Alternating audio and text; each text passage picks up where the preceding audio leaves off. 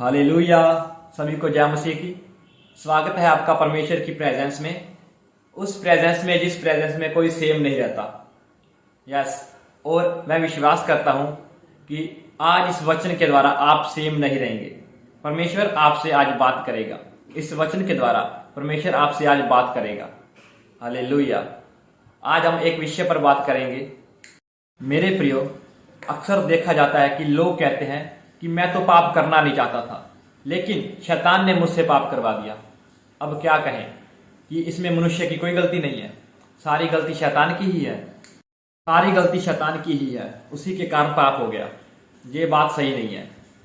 शैतान मनुष्य से पाप नहीं करवाता। शैतान मनुष्य से पाप नहीं कराता। मनुष्य खुद ही अपनी इच्छा अभिलाषा में फंसकर पाप में गिरता है। मेरे प्रियो, जरा सोचिए, जब लूसीफर शैतान स्वर्ग में था तब उसके मन में घमंड उत्पन्न हुआ, जिसके द्वारा वो परमेश्वर का विद्रोह कर गया और उसने परमेश्वर से भी बड़ा बनने का सोचा और उसने स्वर्ग में बहुत से स्वर्गदूतों को अपनी तरफ कर लिया। तो आप ही बताइए कि वो पाप कैसे कर गया? क्या उसे भी किसी ने पाप करवाया था? नहीं ना। तो फिर हम कैसे कह सकते हैं कि शैतान ने पाप करवा दिया? परमेश्वर ने लूसीफर शैतान को एक स्वर्गदूत के रूप में बनाया था। तब परमेश्वर ने उसके अंदर भी वो स्वतंत्र इच्छा दी थी कि वो अपना चुनाव कर सकता है, लेकिन लूसीफर शैतान ने इसका गलत इस्तेमाल करके परमेश्वर की नज़र में, परमेश्वर की दृष्टि में पाप किया। ऐसे ही परमेश्वर ने मनुष्य को स्वर्गदूतों से भी उत्तम बनाया है। परमेश्वर ने मनुष्य को अपने स्वरूप और अपने समानता बनाया है और परमेश्वर ने मनुष्य को भी ये स्वतंत्र इच्छा दी है कि वो अपना चुनाव कर सकता है। परमेश्वर ने आदम को बनाया, तब परमेश्वर ने आदम को आज्ञा दी कि इस भले या बुरे के ज्ञान के पेड़ के फल को न खाना। उस समय परमेश्वर ने हवा को नहीं बनाया था। जब परमेश्वर ने हवा को बनाकर आदम के पास लाया, तब आदम ने उस परमेश्वर की आज्ञा और उस पेड़ के फल के बारे में हवा को बताया होगा। तभी हवा उस समय बोल पाई, उस समय सांप को बोल पाई कि परमेश्वर ने हमें ये पेड़ के फल को खाने से मना किया है। आदम ने हवा को फल के बारे में बताया और दिखाया होगा, तब उसके मन में वो लालच या इच्छा या कहें कि फल खाने की इच्छा नहीं हुई, जबकि परमेश्वर ने पहले से ही मनुष्य के अंदर वो इच्छा या अभिलाषा पहले से ही डाल दी थी कि वो अपना चुनाव कर सकता है। शैतान अच्छी तरह से जानता है कि मनुष्य की इच्छा अभिलाषा क्या है और बस वो उसी अभिलाषा को मनुष्य के अंदर कराता है, या कहें कि वो हवा देता है कि जिससे वो आग पकड़ ले।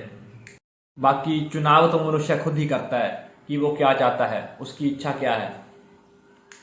ना कहीं हवा के मन में भी यह बात थी कि वो भी परमेश्वर के समान बने, क्योंकि जब शैतान ने हवा को बताया कि अगर तुम ये फल खाओगे तो परमेश्वर के तुल्य हो जाओगे, चाहती तो हवा उसी समय उसी घड़ी शैतान को रोक सकती थी कि नहीं, हम ये फल नहीं खाएंगे, हम वही करेंगे जो परमेश्वर ने हमें कहा है। जब शैतान ने हवा से कहा, तब जाकर हवा के अंदर वो फल खाने का साहस हुआ। ठीक इसी प्रकार आज हर मनुष्य के साथ होता है। जो मनुष्य के अंदर जो अभिलाषा होती है, जो इच्छा होती है, शैतान उसी का प्रलोभन हमारे सामने लेकर आता है। आज बहुत सी चीजें शैतान हमारे सामने लेकर आता है, बहुत सा पाप हमारे सामने लेकर आता है, जैसे व्यभिचार हो गया। लेकिन करना न करना तो यह मनुष्य पर ही निर्भर करता है, क्योंकि वचन कहता है कि व्यभिचार शरीर के द्वारा हो या आंखों के द्वारा, है तो यह पाप ही ना। कि परमेश्वर के वचन में लिखा है कि याकूब की पत्री 1 अध्याय इसका 14 वचन में लिखा है कि प्रत्येक व्यक्ति अपनी ही अभिलाषा से खिंचकर और फंसकर परीक्षा में पड़ता है, और फिर अभिलाषा गर्भवती होकर पाप को जन्मती है। अभिलाषा गर्भवती होकर पाप को जन्मती है और पाप बढ़ जाता है तो मृत्यु को उत्पन्न करता है।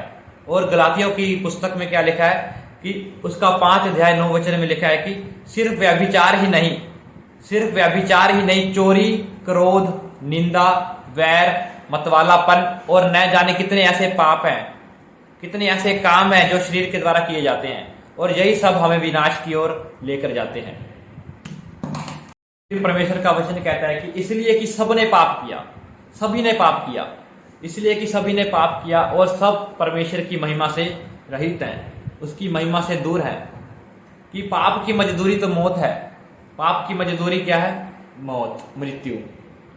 परंतु परमेश्वर का वरदान हमारे प्रभु यीशु मसीह में अनंत जीवन है।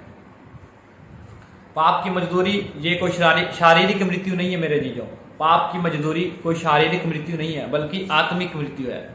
पाप की मजदूरी एक आत्मिक मौत है। अजीजों, पाप की मृत्यु तो आत्मिक मृत्यु है, जो कि नरक की आग में होगी, जिसे दूसरी मृत्यु भी कहा जाता है।